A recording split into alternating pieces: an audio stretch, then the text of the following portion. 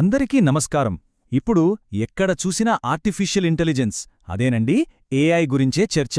మన జీవితాల్ని ఇది పూర్తిగా మార్చేస్తోంది కదా.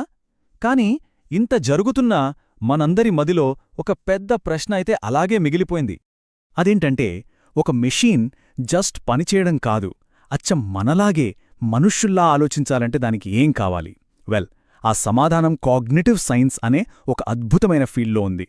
అండ్ ఇంట్రెస్టింగ్ విషయం ఏంటంటే, ఈ రంగంలో మన భారతదేశంలోని ఐఐటీలు, అమిటి, అశోకా లాంటి యూనివర్సిటీలు ఇప్పుడు కొత్త చరిత్ర సృష్టిస్తున్నాయి. సరే, ఇప్పుడు మనం ఏఐ భవిష్యత్తును పూర్తిగా మార్చేయబోయే ఒక కొత్త శాస్త్రం గురించి తెలుసుకుందాం. ఇది కేవలం టెక్నాలజీ గురించి మాత్రమే కాదు, మన ఆలోచన విధానం గురించిన విషయం. మనం ఏఐను మరింత పవర్ఫుల్గా చేయాలంటే దానికి కేవలం టన్నుల కొద్దీ డేటా ఇస్తే సరిపోదు. అసలు మనిషి మెదడు ఎలా ఆలోచిస్తుంది, ఎలా నేర్చుకుంటుంది, ఎలా నిర్ణయాలు తీసుకుంటుంది అని అర్థం చేసుకోవడంలోనే అసలైన పురోగతి ఉంది. మరి మానవ మేధస్సు అనే ఈ పెద్ద మిస్టరీని సాల్వ్ చేసే తాళం చెవి ఏది? అదే కాగ్నిటివ్ సైన్స్. ఇది మనకు మనిషిలా ప్రవర్తించే ఏఐని తయారు చేయడానికి దారి చూపిస్తుంది. అసలు ఈ కాగ్నిటివ్ సైన్స్ అంటే ఏంటి? చాలా సింపుల్గా చెప్పాలంటే, మనం మనస్సు ఎలా పనిచేస్తుందో సైంటిఫిక్గా స్టడీ చేయడమే. ఇది ఏదో ఒక సబ్జెక్టు కాదు, చాలా శాస్త్రాలను కలిపిన ఒక పెద్ద ఫీల్డ్ అన్నమాట. ఇక్కడ చూడండి, ఫిలాసఫీ, సైకాలజీ, లింగ్విస్టిక్స్, చివరికి ఆర్టిఫిషియల్ ఇంటెలిజెన్స్, ఇలా చాలా రంగాలు కలిసి ఏర్పడిందే ఈ కాగ్నిటివ్ సైన్స్. ఉదాహరణకు, న్యూరోసైన్స్ ఏమో మన బ్రెయిన్లోని న్యూరాన్స్ లాగా ఏఐలో న్యూరల్ నెట్వర్క్స్ ఎలా కట్టాలో నేర్పిస్తుంది. ఇక లింగ్విస్టిక్స్ విషయానికొస్తే, ఏఐకి జస్ట్ వార్తలను కాదు, వాటి వెనక్కున్న ఎమోషన్ని, ఆ కాంటెక్స్ని అర్థం చేసుకోవడం ఎలాగో నేర్పిస్తుంది. సో ఇవన్నీ కలిపితేనే ఒక పూర్తి చిత్రం వస్తుంది, ఒక పజిల్లా అన్నమాట.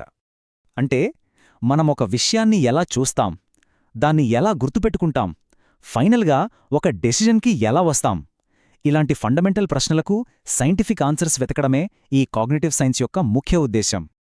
ఓకే, కాగ్నిటివ్ సైన్స్ గురించైతే తెలుసుకుందాం. మరి దీనికి ఆర్టిఫిషియల్ ఇంటెలిజెన్స్, ఫ్యూచర్కి ఉన్న లింక్ ఏంటి? దాని గురించి ఇప్పుడు చూద్దాం. ఇప్పుడున్న ఏఐ ఇంకా స్మార్ట్గా మారాలంటే అది హ్యూమన్ కాగ్నిషన్ని, అంటే మన ఆలోచనా సరళిని అర్థం చేసుకోవాలి. కేవలం డేటాను ప్రాసెస్ చేయడమే కాదు, దాని వెనకున్న లాజిక్ని, ఆ తర్కాన్ని కూడా గ్రహించగలగాలి. ఇక్కడే అలైన్మెంట్ అనే మాట చాలా కీలకం. ఏంటది? అంటే ఏఐ తీసుకునే నిర్ణయాలు మన మానవ విలువలకు, మన ఆలోచనా విధానానికి తగ్గట్టుగా ఉండాలి. ఒక చిన్న ఉదాహరణ తీసుకుందాం. ఒక సెల్ఫ్ డ్రైవింగ్ కారుంది, యాక్సిడెంట్ని తప్పించాలి. అప్పుడు అది జస్ట్ ట్రాఫిక్ రూల్స్ ఫాలో అయితే సరిపోదు, మనిషి ప్రాణానికి విలువ ఇవ్వాలి అనే మన నైతికతను కూడా పాటించాలి. చూసారా, దీన్నే అలైన్మెంట్ అంటాం. ఇప్పటి ఏఐని చూస్తే మనమిచ్చిన ఇన్స్ట్రక్షన్స్ పాటించే ఒక రోబోలా ఉంటుంది. కాని కాగ్నిటివ్ సైన్స్ సాయంతో ఫ్యూచర్ ఏఐ మనిషిలా క్రియేటివ్గా ఆలోచిస్తుంది, ప్రాబ్లమ్స్ని సొంతంగా సాల్వ్ చేస్తుంది. ఇది డేటా మీద ఆధారపడటం నుండి నాలెడ్జ్ మీద ఆధారపడే దిశగా వెళ్తున్న ఒక పెద్ద మార్పు. మరి గ్లోబల్ రెవల్యూషన్లో మన దేశం పాత్రేంటి? ఇండియా ఈ ఫీల్డ్లో ఒక మేజర్ పవర్గా ఎలా ఎదుగుతోందో ఇప్పుడు చూద్దాం రండి. ఇన్నాళ్లు మన దేశంలో ఈ రంగంపై రీసెర్చ్ అనగానే మనకు ఐఐటి కాన్పూర్, ఐఐటి ఢిల్లీ లాంటి సంస్థలే గుర్తుకొచ్చేవి. వాళ్లు ఈ ఫీల్డ్కి చాలా బలమైన పునాదులు వేశారు. కాని ఇప్పుడు సీన్ మారింది. ఇప్పుడు అమిటి, అశోకా లాంటి టాప్ ప్రైవేట్ యూనివర్సిటీలు కూడా ఈ కాగ్నిటివ్ సైన్స్ విప్లవంలోకి అడుగుపెట్టాయి, కొత్త కొత్త ఆవిష్కరణలకు దారితీస్తున్నాయి. ఈ యూనివర్సిటీలు ఇప్పుడు భారీగా పెట్టుబడులు పెడుతున్నాయి, అడ్వాన్స్డ్ ల్యాబ్స్, సరికొత్త కోర్సులు ప్రారంభిస్తున్నాయి. దీనివల్ల మన యువతకు అద్భుతమైన అవకాశాలు దొరుకుతాయి.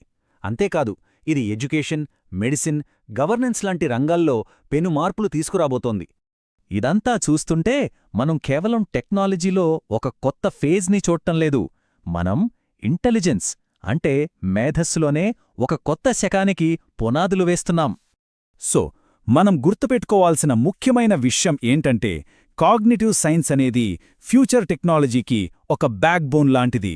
రేపు రాబోయే స్మార్ట్ ఫోన్ల నుండి స్పేస్ మిషన్ల వరకు ప్రతి దానిలోనూ దీని ప్రభావం ఖచ్చితంగా ఉంటుంది. కాబట్టి ఈ ఫీల్డ్లో మనం ముందుండటం ద్వారా రేపటి ఏఐ ప్రపంచంలో భారతదేశం ఒక గ్లోబల్ లీడర్గా ఎదగడానికి గొప్ప అవకాశముంది. ఇది మన ఎకానమీకి, మన టెక్నాలజికల్ గ్రోత్కి చాలా చాలా ముఖ్యం. చివరగా ఒక్క ప్రశ్న. ఈ డెవలప్మెంట్ అంతా చూస్తుంటే ఏదో ఒక రోజు ఏఐ మన మానవ మేధస్సును దాటేయగలదా? అలా జరిగితే దాని పర్యవసనాలు ఎలా ఉండొచ్చు? దీనిపై మీ అభిప్రాయాలేంటో తప్పకుండా కింద కామెంట్స్లో చెప్పండి. ఈ విశ్లేషణ మీకు నచ్చినట్లయితే దయచేసి ఒక లైక్ చేయండి, మీ స్నేహితులతో షేర్ చేయండి.